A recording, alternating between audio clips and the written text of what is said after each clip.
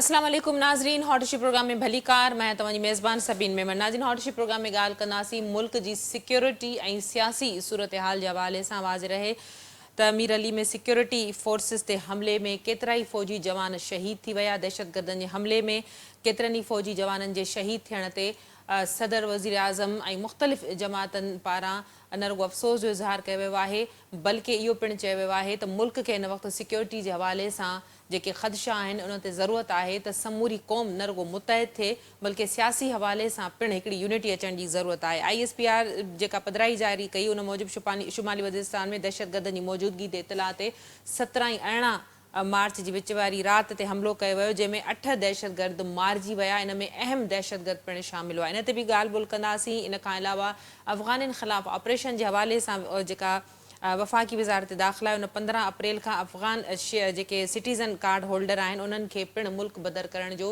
ॿिए मरहले जे ऑपरेशन जो फ़ैसिलो कयो वियो आहे। इन समूरी सियासी ऐं सिक्योरिटी जी सूरत हाल ते ॻाल्हाइण जे लाइ असांखे सीनियर सहाफ़ी ऐं तर्ज़निगार रज़ाक खटी जॉइन कयो आहे। भलीका रज़ाक, तव्हां प्रोग्राम में जॉइन कयो। रज़ाक, इंतिहाई अफ़सोसनाक जेका ही सिक्योरिटी फोर्सिस ते हमले जो मामिलो थियो, उन खां पोइ ISPR पारां पिणु दहशतगर्दनि खे मारियो वियो, पर इंतिहाई अफ़सोसनाक सिक्योरिटी जी सूरत हाल न रुॻो ई पहिरियों वाक़ियो आहे, पर मुसलसल केतिरे वक़्त खां पाकिस्तान मुआशी सूरत हाल या सियासी सूरत हाल जी बेयकीनी सां गॾु सिक्योरिटी वारी सूरत हाल खे पिणु फेस करे रहियो आहे। छा चवंदो? सभिनि तव्हांजी वॾी महिरबानी। असल में पाकिस्तान सां ही 9/11 खां पोइ जेका जंग हुई उन जी नई शक्ल अख़्तियार कई ऐं ज़ाहिर आहे त उन दौर जी हुकूमतनि जेके उन वक़्त जी हालतुनि तहत फ़ैसिला कया उनजा नतीजा पाण खे जेको आहे सो बाद में भोगणा पिया आहिनि। हाणे रियासती सतह ते इहो फ़ैसिलो थियणु बाक़ी आहे त पाकिस्तान में जी अॻे माज़ी में पॉलिसी हुई त सुठा तालिबान ऐं ख़राब तालिबान जा इन क़िस्म जो जेको रवैयो हो उहो हाणे पाकिस्तान जी रियासत सम्झे थी त उनखे ख़तमु करणो पवंदो ऐं शायदि उन तरफ़ सूरत हाल निकिरी पई आहे। पर छाकाणि त इंटरनेशनल अफेयर जेके आहिनि या जेके पाड़ेसरी मुल्कनि सां जेके लाॻापा हूंदा आहिनि उनमें तव्हांखे पंहिंजी रियासत जे मुफ़ादनि जी बुनियादनि ते अॻिते हलणो पवंदो आहे। कॾहिं 2 पेर पोइते, कॾहिं 2 पेर अॻिते हलणा पवंदा आहिनि।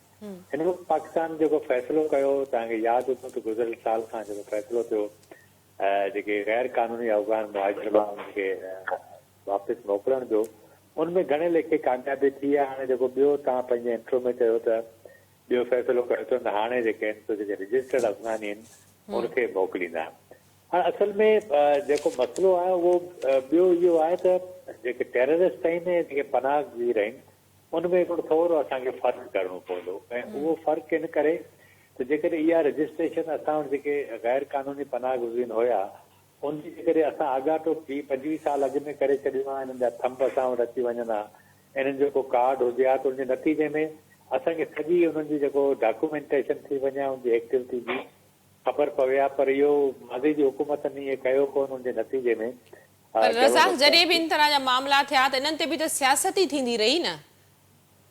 जी बिल्कुलु। असल में हिकु त जेको आहे सो जीअं हाणे असां ॾिठो आहे त तव्हांखे यादि हूंदो त ख़ैबर पख्तूनख्वा जी PTI जो बेस रहियो आहे त इमरान ख़ान माज़ी में बि इन हवाले सां उनजो जेको मौक़िफ़ आहे उहो क्लियर रहियो आहे ऐं पूरो तालिबान रहियो आहे। उनजे नतीजे में पाकिस्तान घणो भोॻियो आहे। हाणे ज़ाहिर आहे हिकिड़ी वॾी सियासी कुवत आहे उन इलाइक़े जी जंहिंजे करे उनजो वोट बैंक आहे उते, उन करे हू उन क़िस्म जो स्टांस वठे थी। पर ॻाल्हि इहा त तव्हांखे जेके पॉलिसी मैटर आहिनि उहे नेशनल लेवल ते तइ करणा था पवनि। तव्हांखे यादि हूंदो त अफ़गानिस्तान में जॾहिं तालिबान कंट्रोल कयो ऐं हिते हुकूमत खे ख़तमु कयो त इमरान ख़ान जेको आहे सो उनखे इनकलाब करार ॾिनो, मुबारकबाद ॾिनी। हुन खां अॻु में ई उतां जूं जेके ॿियूं सियासी धुरियूं आहिनि PTI मुख़ालिफ़ उहे बि चवंदियूं रहियूं आहिनि त तालिबान जंहिं उन्हनि खे हिते वापसि जेको आहे सो घुरायो वियो आहे। उहे हाणे हुते रहनि पिया, रिहाइश आहे, पते जो आहे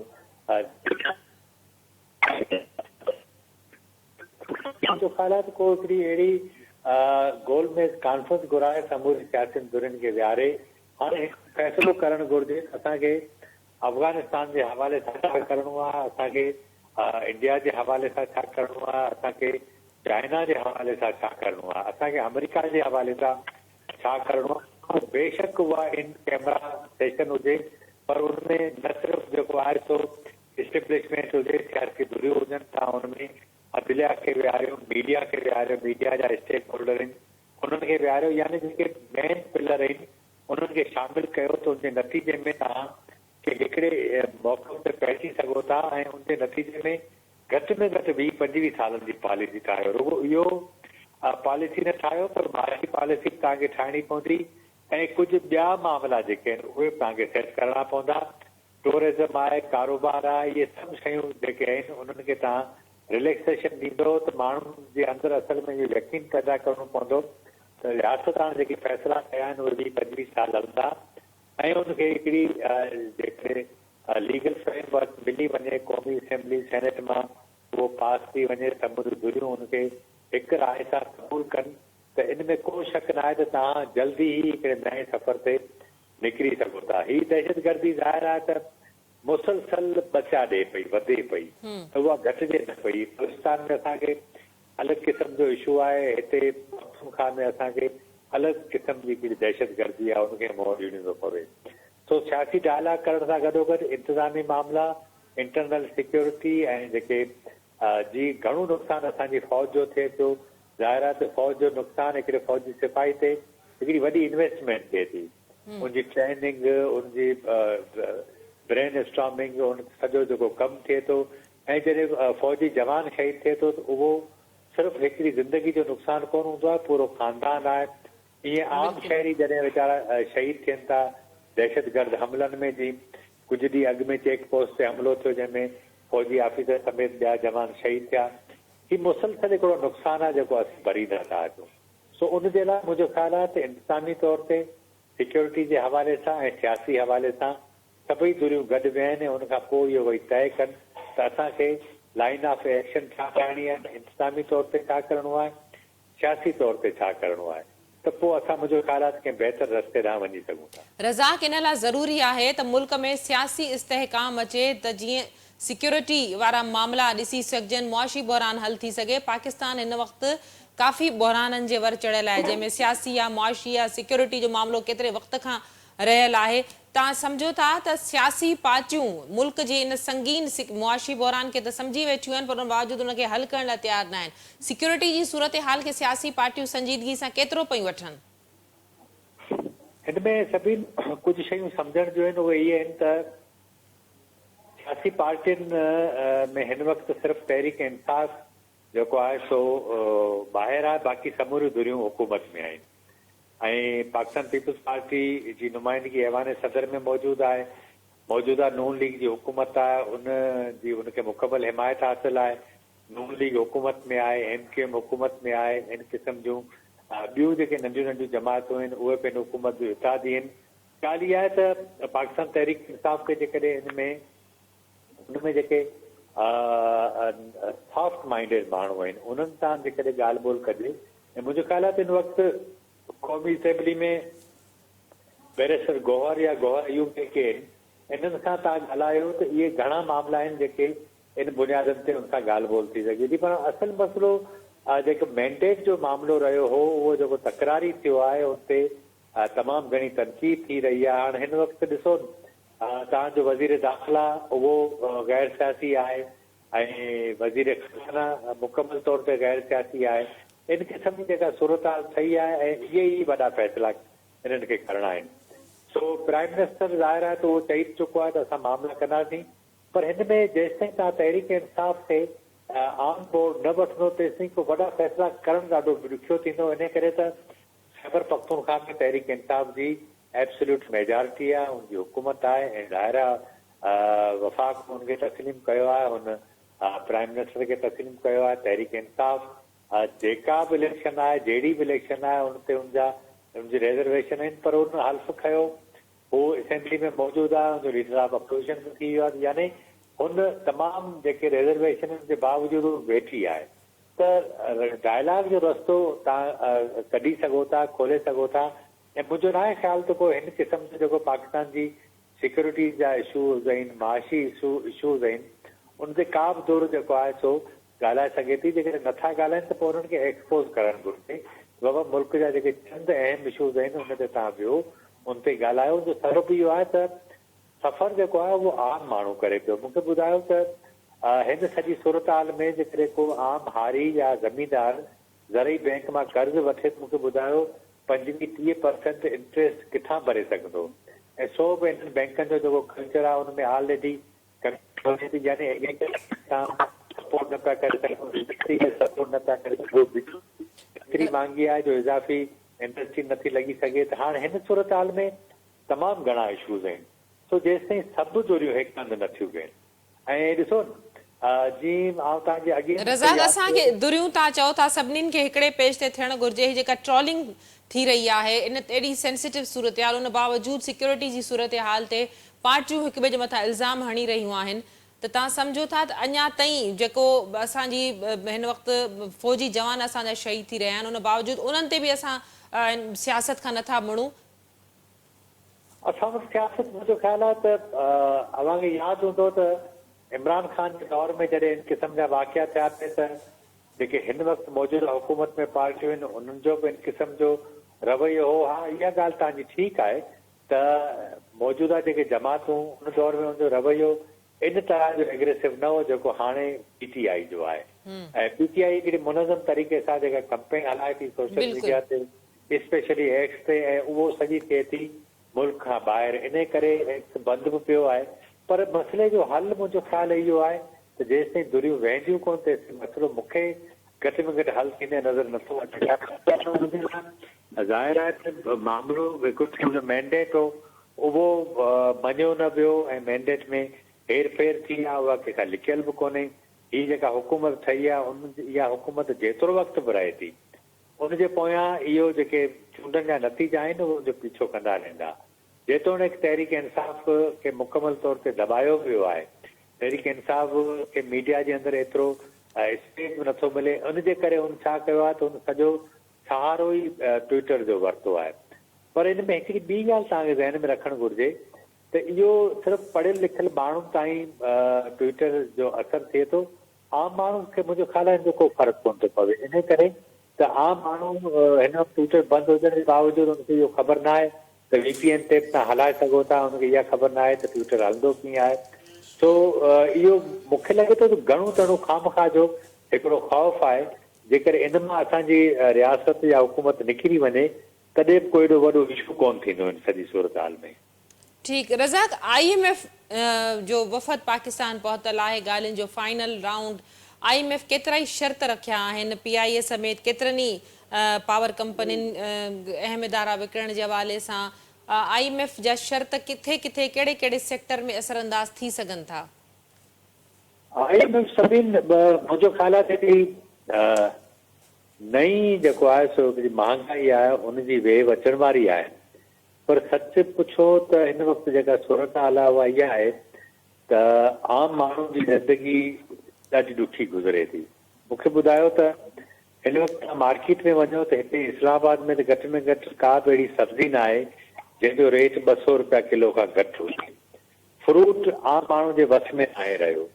ऐं हिन सॼी सूरत हाल जे अंदरि जेके बिजली जा बिल आहिनि, गैस जा बिल आहिनि, महांगाई आहे, ऐं उन में जेकॾहिं अञा वरी गैस जा ई बिल रेट वधाइनि था, बिजली वधाइनि था।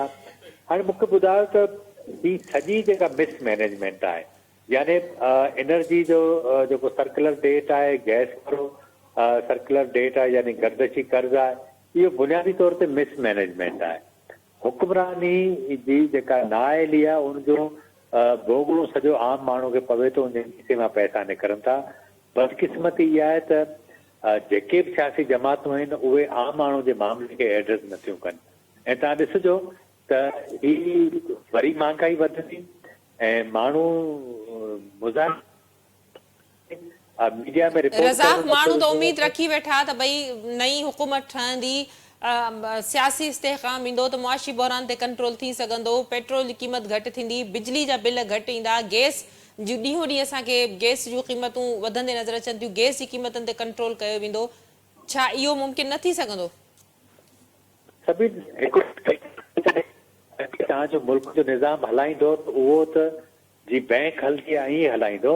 मूंखे ॿुधायो त पाकिस्तान जी सियासी जमातनि वटि घणा इन लेवल जा कैलेबर जा माण्हू आहिनि जेके वज़ीर खज़ाना जे लाइक़ु हुजनि। हिकिड़ो इसाकदार हो, उनखे तव्हां जेको आहे सो वज़ारत ख़ारिजे में मोकिले छॾियो, यानी हू माण्हू हुते फिट कोन हो, या फिट हो त हुनखे कहिड़ी माण्हू हो जो तव्हां हुनखे हुते आंदो कोन। ॿी ॻाल्हि इहा सियासी हिकिड़ो बैंकर IMF जा मामला ॾिसंदो, सुभाणे हुनखे 3 साल हिते पावर में रहणो आहे, उनखां पोइ वरी वरी बैंकनि जी नौकिरी करणी आहे त आर्मी बैंक वटि नौकिरी कंदो या IMF वटि कंदो, त उहो पंहिंजे माण्हुनि खे हिन मुल्क जे माण्हुनि जी वकालत कंदो या IMF जी वकालत कंदो। सो ही मुंहिंजो ख़्याल आहे त हिकिड़ी अहिड़ी गेम आहे जंहिंजा हासिल नतीजा जेके आहिनि उहे कतई तौर ते आम माण्हू जे मुफ़ादनि में कोन्हे। असल मसइलो इहो आहे त $17 अरब जी जेका सालियानी सब्सिडी आहे, 6000 अरब रुपयनि जी जेका लीकेज आहे SBR में, इहे केरु ख़तमु कंदो? SBR खे वज़ारत खज़ाना कुझु बि नथी करे सघे, छाकाणि माज़ी में हिन क़िस्म जी IMF जे ई चवण ते कानून साज़ियूं थियल आहिनि। स्टेट बैंक खे तव्हां कुझु छेड़े नथा सघो। हाणे फाइनेंस मिनिस्टर जेको बि हूंदो छा कंदो? IMF जो हुजे, ज़ाहिर आहे उन्हनि जी नुमाइंदगी कंदो। पर जेकॾहिं सियासी माण्हू हुजे जंहिंखे ऑक्सीजन आवाम खां मिले त हुनखे थोरो घणो हया थींदो, थोरो घणी परेशानी सख़्तु फ़ैसिलो खणे त हुन खां में 1000 दफ़ा सोचे। पर ही जेको असां वटि हींअर IMF जो सॉरी कंहिं बैंक मां वज़ीर खज़ाना आयो आहे, या उनखां अॻु में शौकत तरीन हो, उनखां अॻु में हफीज़ शेख साहिबु हो, उनखां अॻु में ॿिया जेके वज़ीर खज़ाना आया आहिनि, उहे मूंखे ॿुधायो त उहे त असां बिल्कुलु प्रैक्टिकल ॾिठो आहे, उहे प्राइम मिनिस्टर जे आॾो जवाबदार कोन हूंदा आहिनि। वधि में वधि असांजी इस्टेब्लिशमेंट जेका ॻाल्हि ॿुधंदा आहिनि, उहे जेके आलमी इदारा फाइनेंशियल आलमी इदारा चवंदा आहिनि, उनजी ॻाल्हि ॿुधंदा आहिनि। त ही फज़ूल क़िस्म जी हिकिड़ी प्रैक्टिस आहे इन तनाज़ुर में, त हुनजो को आवाम खे फ़ाइदो थींदो मूंखे नथो लॻे त कुझु थिए।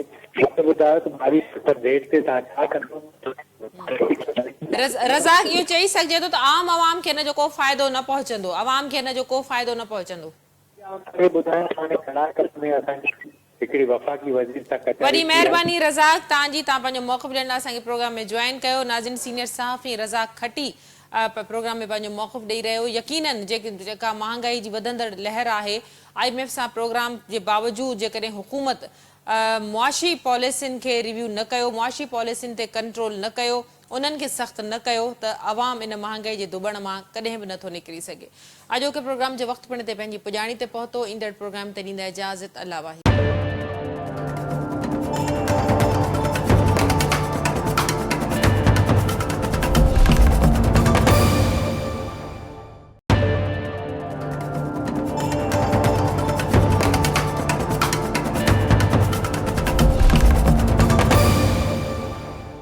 वेलकम बैक नाज़रीन, प्रोग्राम जे सिलसिले खे अॻिते वधाईंदासीं। ॻाल्हि कंदासीं IMF जे हवाले सां। वाज़ रहे त मुल्क में मुआशी बहरान हाणोको न आहे। केतिरे वक़्त खां मुल्क मुआशी बहरान खे भोॻे रहियो आहे ऐं IMF जा केतिरा ई प्रोग्राम जिन में पाकिस्तान वञी चुको आहे। 16 महीननि जी जेका गॾियल हुकूमत हुई, उन में अॻूणे वज़ीर आज़म शहबाज़ शरीफ़ जी गॾियल कोशिशनि सां पाकिस्तान डिफॉल्ट थियण खां बची वियो हो। हाणे पिण वज़ीर आज़म शहबाज़ शरीफ़ पारां कोशिशूं कयूं पई वञनि ऐं ख़ज़ाने वारे वज़ीर जो पिण इहो चवणु हो त हू चाहिनि था त IMF सां डिघे प्रोग्राम में वञनि ऐं IMF सां उन्हनि जो प्रोग्राम वॾे वक़्त ताईं हले त जीअं पॉलिसियुनि जो तसलसुल यक़ीनी बणिजी सघे। इन हवाले सां सभई जेके टारगेट हुआ ख़ज़ाने वारे वज़ीर जो चवणु हो मोहम्मद औरंगज़ेब जो, त उन्हनि समूरा टारगेट पिण अचीव करे वरिता आहिनि। IMF सां ॻाल्हियुनि जो अॼु आख़िरी राउंड आहे। IMF केतिरा ई ॻरा शर्त रखिया आहिनि ऐं टैक्स वधाइण जे हवाले सां पिण इहे ॻाल्हियूं गर्दिश करे रहियूं आहिनि। त IMF जो इहो चवणु आहे त जेको टैक्स नेट में अमीर माण्हुनि खे आंदो वञे या ग़रीब अवाम ते हिन जो वधीक बोझ न पए, पर मुल्क जो अवाम इहो उमेदु रखियो वेठो आहे त IMF प्रोग्राम जी डील थियण खां पोइ छा मुल्क में वधंदड़ महांगाई ते कंट्रोल थी सघंदो। इन हवाले सां जेकॾहिं स्टेट बैंक जी ॻाल्हि कजे त स्टेट बैंक व्याज जी जेका शरह आहे उनखे 22% ते बरक़रार रखण जो ऐलान कयो आहे। स्टेट बैंक जो चवणु आहे त महांगाई घटि थियण जी उमेद पैदा थी आहे। इन हवाले सां ॻाल्हाइण जे लाइ असांखे सीनियर इकोनॉमिस्ट रफ़ीक चांडियो साहब जॉइन कयो आहे। रफ़ीक साहब भली कार, तव्हां असांखे प्रोग्राम में जॉइन कयो। महिरबानी। रफ़ीक साहब, कीअं था ॾिसो IMF जो वफ़द पाकिस्तान पहुतो ऐं अॼु ॻाल्हियुनि जो फाइनली राउंड आहे ऐं पाकिस्तान जी इहा ख़्वाहिश आहे त हू IMF सां हिकिड़े वॾे ऐं डिघे प्रोग्राम में वञे?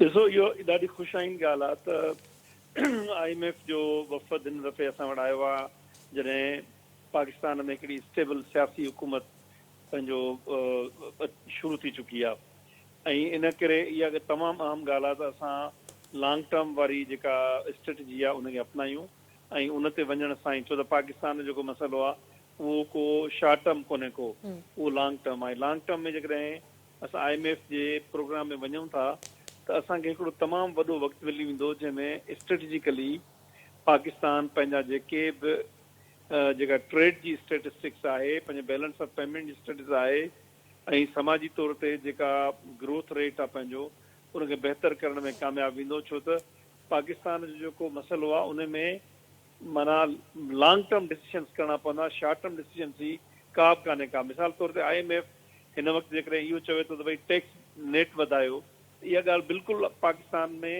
इहा बिल्कुलु IMF जी सही ॻाल्हि आहे त पाकिस्तान जो जेको टैक्स नेट आहे उन में हिकिड़ो त जेका 100% आहे उहो सैलरीड क्लास आहे जंहिंजी एट सोर्स कटबी आहे। ॿियो जेको आहे माण्हू कारखानेदार आहिनि तव्हांजो एग्रीकल्चर सेक्टर हुन खां ॿाहिरि आहे, तव्हांजो रिटेल सेक्टर ॿाहिरि आहे, तव्हांजो जेको ही पंहिंजो रियल इस्टेट सेक्टर आहे, इन बाबति ॻाल्हाए रहिया आहिनि त उहो तमामु वॾो मुनाफ़े बख़्श कारोबार रहियो आहे। उन कारोबार में माण्हुनि इन्वेस्ट कयो आहे, रीइन्वेस्ट कयो आहे, पर उन मां टैक्स जी जेका आहे सका ख़ातिर ख़्वाह रक़म न ईंदी आहे। इन जो मतिलबु इहो आहे त माण्हू जेके सेल्स टैक्स जे ज़रिए जेके इनडायरेक्ट टैक्सिस आहिनि उन जे ज़रिए माण्हुनि ते आम बोझ पवे थो, पर जेको इनकम जो जेको आहे डायरेक्ट टैक्स आहे उहा टैक्स हणण जी अञा ताईं पाकिस्तान में तमामु घणी गुंजाइश मौजूदु आहे। सो इन करे इहो उन्हनि जो शर्त आहे ऐं मां सम्झां थो त इन्फ्लेशन बि अञा ताईं पाकिस्तान में कंहिं वॾे अरसे ताईं माना थोरी घटि थी सघे थी, पर बिल्कुलु बि ख़तमु थियण जी ॻाल्हि जेका असां चऊं त 2 या 3% ताईं वेंदी, अहिड़ी ॻाल्हि नज़र न पई अचे। ऐं उहो इन जे करे आहे त पाकिस्तान जो जेको बैलेंस ऑफ पेमेंट आहे उहो लाॻीतो ख़राबु रहंदो, उनखे बहितर करण लाइ तमामु डिघो अरसो खपे। IMF जा शर्त बि इहे हूंदा जिन शर्तनि जे करे जेके मुख़्तलिफ़ शयूं उन्हनि जा अघु मुख़्तलिफ़ टैक्सिस लॻंदियूं रहंदियूं, उन करे अघु वधंदा रहंदा, पेट्रोल ते बि इहा शइ सूरत हाल बरक़रार रहंदी। जी, जेकॾहिं पॉलिसियुनि खे बहितर न कंदासीं त चाहे IMF जा असांखे केतिरा ई वॾा ऐं डिघा प्रोग्राम छो न मिलनि, छा हिन मुआशी बहरान मां निकिरी सघिबो? बिल्कुलु तव्हांजी सही ॻाल्हि आहे। इन जो मतिलबु जेकॾहिं तव्हां पंहिंजी इकोनॉमी खे ठीकु न कंदो, ॾिसो न कर्ज़नि जो मामिलो ईअं आहे त असांजे कर्ज़नि जो जेको वॾो मसइलो आहे उहो आहे हिकिड़ो त असांजो बैलेंस ऑफ पेमेंट आहे, जेको बैलेंस ऑफ ट्रेड आहे असांजो उहो बहितर कोन्हे, यानी असां इम्पोर्ट घणी शयूं कयूं था, एक्सपोर्ट असांजे घटि था वञनि पिया। उनखे बहितर करण लाइ असांखे तमामु वॾी हिकमत अमली ज़रूरत आहे। असां वटि केतिरा ई सेक्टर आहिनि जेके अनटैप्ड आहिनि। मिसाल तौर ते सॼी दुनिया जेका आहे सा उन्हनि में कोविड खां पहिरीं थाईलैंड ऐं जेके यूरोपियन ममालिक आहिनि उन्हनि जी जेका फिगर हुई उहा 35 खां 40 मिलियन जेके इंसान विज़िटर ईंदा हुया। असां वटि उहा फिगर उन खां पहिरीं 1.7 मिलियन ताईं हुई, जेका हाणे बि का बहितर न थी आहे। ग्रीस जेको आहे यानी यूनान जेको आहे, यूनान में क्राइसिस या कोविड खां अॻु उन्हनि क्राइसिस खे हल करण लाइ उन्हनि चयो त भई असां पंहिंजे मुल्क खे खोलियूं था। इहा असांजी चॉइस कान्हे का, छो त असां वटि कंहिं अरसे खां वठी बुनियाद परस्ती जड़ पकिड़े वई आहे। बुनियाद परस्त असांजा जेके उतरिया इलाइक़ा आहिनि उन्हनि में रोज़ असांजी आर्मी विढ़ी रही आहे उन्हनि सां, ऐं आर्मी शादतूं खणी रही आहे। उन जे करे जेको आम टूरिस्ट आहे उहो नथो अचे। इन जो मतिलबु इहो त वॾो हिकिड़ो सेक्टर आहे टूरिज़म जो, जेको मतिलबु आहे तव्हांखे जेके मुल्कनि खां मसइला थींदा आहिनि उन वक़्तु उनजी घुर्ज हूंदी आहे त उन में पूरा करे सघिबो आहे। पर असांजी चॉइस न आहे इहा। असांजी चॉइस इहा बि कान्हे का त असां जेको सर्कुलर डेट जे करे जेका बिजली जी अघनि में वाध जे करे उनजे करे असांजी जेका इंडस्ट्री आहे उहा वेही रही आहे। असांजी इंडस्ट्री जो मिसाल तौर ते हैदराबाद जी इंडस्ट्री हुई, जेका कपिड़े जी बहितरीन इंडस्ट्री हुई, उहा इंडस्ट्री ख़तमु थी चुकी आहे। उहा इंडस्ट्री सिर्फ़ु ऐं सिर्फ़ु इन करे वेही वई आहे छो त उहा कॉम्पिटेंट न रही आहे। कॉम्पिटेटिव जेको डिसएडवांटेज जे करे उहा एनर्जी जे करे असांजो जंहिंमें बांग्लादेश, हिंदुस्तान ऐं ॿिया जेके साउथ एशिया मुल्क आहिनि उहे बहितर तरीक़े में हली विया आहिनि। त इहे सभु उहे मामलात आहिनि जिन मामलात खे तव्हांखे ॾिसणो पवंदो। जेकॾहिं तव्हां उनखे करण में का सिंसियर एफर्ट कयो था त ठीकु आहे, जे न कंदो त पोइ यकीनी तौर ते पाकिस्तान में जेको इकोनॉमिक कोलैप्स आहे उनखे जेको आहे रद्द नथो करे सघिजे। जी, रफ़ीक साहब, जुलाई में इहो चयो थो वञे त ज़ाहिर आहे बिजली जूं क़ीमतूं मुसलसल असांखे वधंदे नज़र अचनि थियूं, गैस जूं क़ीमतूं बिजली जी क़ीमतनि जे बराबरि अची पहुतियूं आहिनि ऐं अञा वधीक दरख़्वास्त ॾिनी वई आहे।